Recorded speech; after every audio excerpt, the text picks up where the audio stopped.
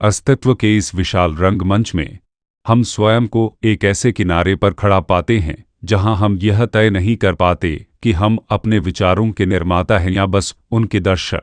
यह प्रश्न, क्या आप सोचने वाले हैं या विचारों को देखने वाले, सिर्फ सोचने की प्रक्रिया तक सीमित नहीं है, बल्कि यह चेतना, अस्तित्व और हमारे होने के अर्थ को छूता है। पहली नज़र में ऐसा लगता है कि विचार ही हमारी पहचान है, हमारी सोच, हमारी रचनात्मकता, हमारी इच्छाएं, यही हमें हम बनाती हैं। लेकिन जैसे ही हम थोड़ा रुककर इसे गहराई से देखते हैं, एक अजीब सा अंतर दिखाई देने लगता है सोचने की क्रिया और उसे देखने वाले के बीच। हम सोचते हैं इसलिए हम हैं, लेकिन क्या यह पूरी सच्चाई है? यह विचार केवल एक धुन है, किसी बहुत बड़े संगीत का हिस्सा? इस समझ की यात्रा उस सीमा से शुरू होती है जहां जागरूकता और चेतना अलग नहीं लगती। यहां एक आंतरिक खिंचाव महसूस होता है, जैसे हम जानते भी हैं और फिर भी नहीं जानते कि इस पूरे खेल में हमारी भूमिका क्या है। क्या हम अपनी ही मन की भूल भुलैया में भटकते हुए विचारक हैं, या हम बस उन विचारों को देख रहे हैं जो अपने आप आते जाते रहते हैं? अगर हम चेतना को एक महासागर माने तो विचार उसकी सतह पर उठने वाली लहरों जैसे लगते हैं। लेकिन सवाल यह है, क्या हम वही लहर हैं या वह महासागर जिसमें ये लहरें उठती हैं? यह अनुभव सीधा नहीं है, बल्कि एक प्रवाह है जिसमें हम खुद को कभी खोते हैं और कभी उसी का हिस्सा महसूस करते हैं। जैसे जैसे विचार जटिल होते जाते हैं, कभी एक सुंदर संगीत की तरह तो कभी शोर की तरह, एक और सवाल उठता है, क्या ये विचार हमारे नियंत्रण में हैं या ये किसी गहरी अदृश्य प्रक्रिया के प्रतिध्वनि हैं जो हमारे भीतर अपने आप चल रही है? यहीं पर एक और द्वंद्व पैदा होता है, व्यक्तिगत मैं और उस चेतना के बीच जो सब कुछ जोड़ती है। एक तरफ हम खुद को एक अलग व्यक्ति मानते हैं, अपनी इच्छाओं, डर और पहचान के साथ, लेकिन दूसरी तरफ ऐसा भी लगता है कि हम किसी बड़े साझा अनुभव का हिस्सा हैं।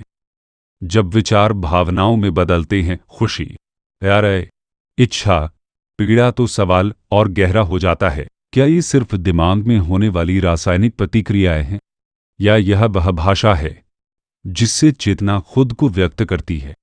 जब हम ज्ञान और समझ की बात करते हैं तो ऐसा लगता है कि यह सिर्फ सोच का परिणाम है, लेकिन शायद यह उससे भी अधिक है, एक ऐसा प्रतिबिंब जो किसी साझा चेतना से आता है, जहां व्यक्तिगत और सामूहिक अनुभव एक साथ मिल जाते हैं।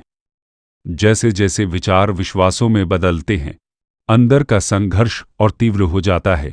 क्या ये मान्यताएं हमारी अपनी हैं या ये हमें विरासत में मिली हैं, एक ऐसी चेतना से जो समय से परे है? सपनों की दुनिया में हम एक अलग ही वास्तविकता में प्रवेश करते हैं जहां भौतिक सीमाएं खत्म हो जाती हैं, लेकिन वहां भी हम अनुभव करते हैं, महसूस करते हैं, डरते हैं। तो क्या सपने केवल दिमाग की रचना हैं या वे हमारे भीतर के किसी गहरे सत्य को दिखाते हैं? और जब हम उस स्थिति की ओर बढ़ते हैं जहां सब कुछ एक हो जाता है, जहां मैं और दुनिया का फर्क मिटने लगता है, तब सवाल फिर लौटता है, क्या हम अपने विचारों के मालिक हैं या हम सिर्फ एक माध्यम है जिसके जरिए चेतना खुद को व्यक्त कर रही है? इस पूरी यात्रा में हम लगातार बदलते रहते हैं, कभी विचारक, कभी दर्शक, कभी अनुभव करने वाले। यह कोई सीधी रेखा नहीं है, बल्कि एक चक्र है जहां हर बार हम उसी सवाल के और करीब आते हैं, लेकिन उसे पूरी तरह पकड़ नहीं पाते। शायद सच्चाई यह नहीं है कि हम या तो विचारक हैं या दर्शक, शायद सच्चाई यह है कि हम दोनों हैं और उससे भी कुछ ज्यादा।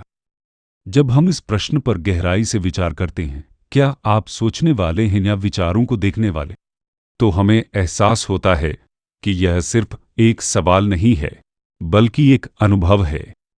शायद चेतना कोई चीज नहीं है जिसे हमें खोजना है, शायद वही है जो हर पल हमारी आंखों से दुनिया को देख रही है।